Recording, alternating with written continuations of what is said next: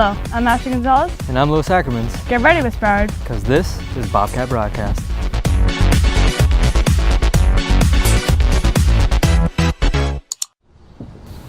On this month's edition of Bobcat Broadcast, we'll learn more about a local Latin bakery, An outdoor event that motivates kids to get up and exercise. and much more. Playable Summer is an event hosted by the City of Pembroke Pines to encourage outdoor diversions. They offer free food and a variety of fun activities for kids of all ages to enjoy the great outdoors. Maria McCormick has more on this event. The City of Pembroke Pines is hosting an outdoor event to motivate children to live an active and healthy lifestyle. This baseball event is full of music, games, and free food so families can play ball and enjoy it all. Yeah, the U.S. Conference of Mayors wanted us to do a play ball event in concert, in cooperation with the Marlins, and you see that's happening. We were small the first year, now we've expanded and exploded to 250 kids here. Billy the Marlin, all the Marlins are here, commissioners are here, we're having a great time. The weather has been so cooperative, so I'm very, very happy. I did want to play baseball ever since I was 1. It seemed pretty fun, and now I'm here and it's really fun to play baseball. Children need at least 60 minutes of exercise a day, but with technology on the rise, we often forget how important an active lifestyle is. The event is designed to make exercise fun and influence families to get out and be more active. I've read about it, and I think it's just a wonderful opportunity for the community to come together, have fun, little kids like my son to just, enjoy, get familiar with the sport, and, just enjoy the sunshine after so many days of rain. It's definitely good to get the kids out here, to get them to run around and enjoy and play sports, because sports is it's all about fun and everything with us. And that's what we're trying to do here. The community of Pembroke Pines came together to enjoy this Saturday with family and neighbors for a friendly game of baseball and other activities. The children got to learn how to hustle and hit and never quit. This has been Maria McCormick reporting. Play ball summer really seems like a good incentive to get outside and exercise. After so much time outside, it can be fun to grab a bite and fuel up. Latin American food has always been a staple in South Florida, and Vicky's Bakery has consistently portrayed the taste and smell of classic Latino pastries. Karina Vasquez has the scoop. The original since 1972, Vicky Bakery has provided typical Latino cuisine for all types of people here in Pembroke Pines. From quinceañera birthday cakes to traditional desserts, Vicky Bakery has it all. Today we decided to buy 3 of their most popular pastries and try them out. First up, we have the customary guava pastry. I've had this pastry countless times before, and this one is decent. The sweetness of the guava is an ideal contrast to the flaky crust. Next is tequeño de queso, my favorite of the 3. Not only is this appetizer a perfect mix of cheese and a crumbly crust, but it also brings back memories of my childhood trips to Puerto Rico. Finally, we have a cream cheese pastelito. This classic finger food is a mix of whipped cream cheese and a puff pastry. Although I'm personally not the biggest fan of cream cheese, this one was pretty good, because along with the cream cheese, there was a sweetness to balance it all out. These are only 3 of the many pastries Vicky Bakery has to offer. Check them out at Vicky Bakery on Facebook and Instagram, and at vickybakery.com. For Bobcat Broadcast, I'm Karina Vasquez. The Dopest Denim Fashion Show is a contemporary event to show off modern clothing made by different designers in South Florida. These artists are striving to create a positive environment for both consumers and creators, all while promoting their chic outfits.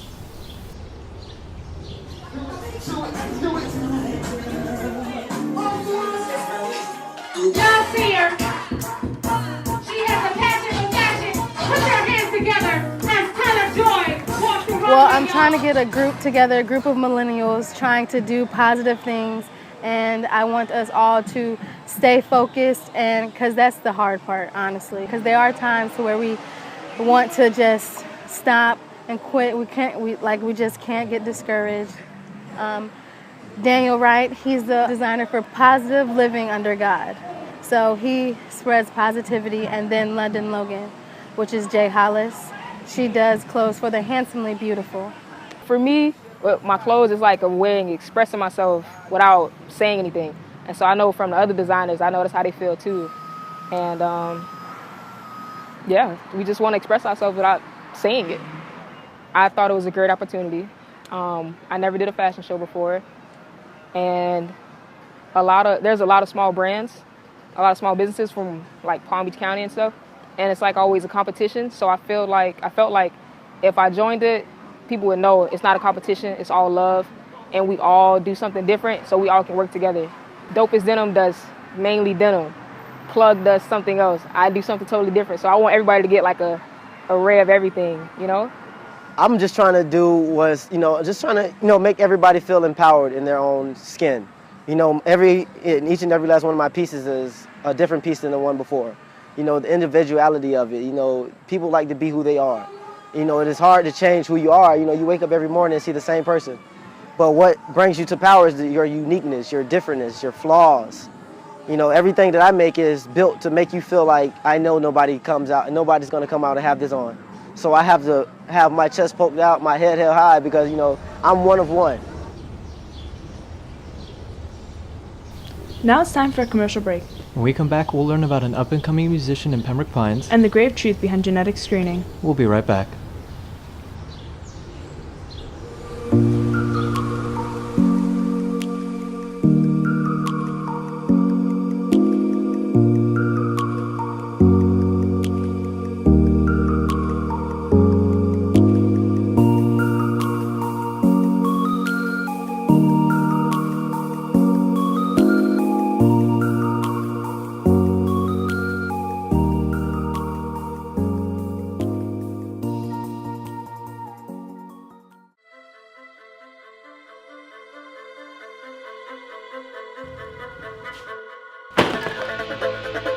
What is this? I found it.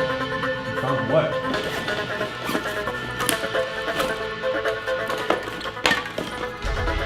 Spray paint? Yeah. What do you want to do with spray paint? What do you think we're gonna do with this? Come on, you know. I guess. Yo, you ready? Listen, I don't know about this, man. It's pretty public. Look, if you want to roll with my friends, you gotta prove yourself.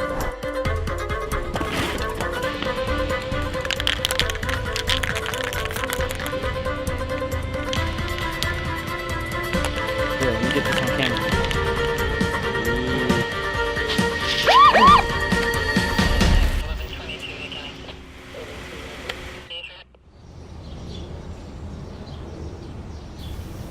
Welcome back.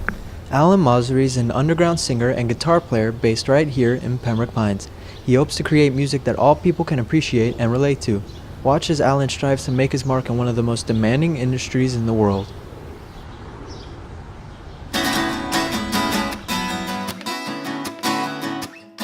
I would say that I make emo alternative music. I would describe my music as a little whiny. It's also about just personal development, self-growth. That is mine. The goal right now is get some music out there, an EP, and do a tour. Maybe a week, maybe a month, who knows? I'm not sure at this point, but if I do tour, I'd like to build connections and maybe even find ways to book shows down here. That's something I think is really important. I chose guitar because when I was 15, I saw one at Target with my mom, and I was like, Mom, I want that guitar. And she was like, okay, if I buy it for you, you don't get a birthday party. So I was like, all right, cool. So she got me the guitar. I played it for my girlfriend when I was 16 years old. I used to cover songs for her, you know, generic, like, romantic stuff.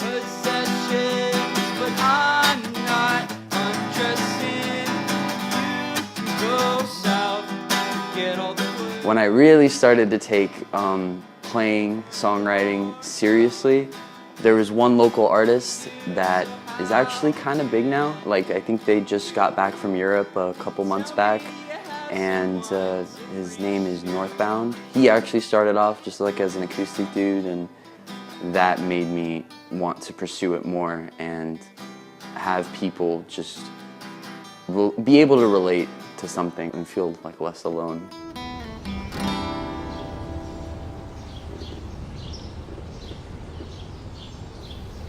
Imagine if you could decide to enhance specific traits in your children, from giving them the musical inclination we saw in Alan to the eye for fashion that was demonstrated throughout the dopest denim fashion show. This is all becoming more attainable, but at what cost? Genetics have been at the forefront of public consciousness since the early 2000s, when the first big strides were made in prenatal genetic engineering. Isabel McCann has the story. According to the World Health Organization, 6 out of 10 people are visually impaired. However, as technology advances, will it be possible that one day no one will need glasses? The US Library of Medicine explains that genetic testing identifies genes, and prenatal screening allows parents to select babies with certain genetic traits. Importantly, genetic screening has a benefit of preventing terrible diseases, because using prenatal screening, parents can choose to implant only the embryos that are not affected. This can save lives. Yet genetic screening also raises serious ethical concerns. If conditions such as blindness or deafness were less common, would treatment improve for the fewer people left affected?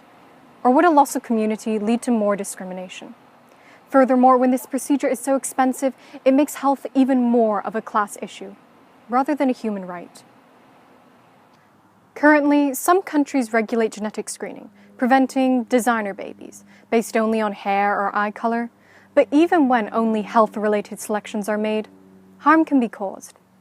We should be prepared to face the question, would the world look better if fewer people needed glasses? For Bobcat Broadcast, I'm Isabel McCann. It seems we've reached the end of our show. Tune in next month for another episode of Bobcat Broadcast. I'm Ashley Gonzalez. And I'm Louis Ackerman. Have a good day.